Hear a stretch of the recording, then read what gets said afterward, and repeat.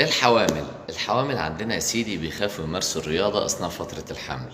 والله يا مؤمن زي ما بقول لك كده، وتلاقيها كمان بتصلي وهي قاعدة، مع إن الرياضة أصلا للحوامل مفيدة جدا سواء من الناحية النفسية أو الجسدية. هتستغرب كلامي وتقول لي إزاي يا كوتش؟ هقول لك كلامي مش غريب، الأهم ضرورة استشارة الطبيب المتابع معاه. ركز معايا بقى في اللي جاي ده عشان مهم جدا. بص يا سيدي، الرياضة الحامل بتحمي من الزيادة في الوزن اللي أغلب الحوامل بيعانوا منها. الرياضة بتسهل على الحامل عملية الولادة.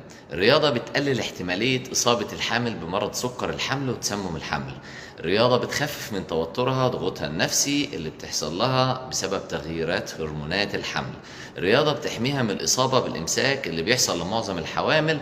الرياضة بتحميها من إصابة دوال الأوردة اللي بتحصل نتيجة الحمل لستات كتير.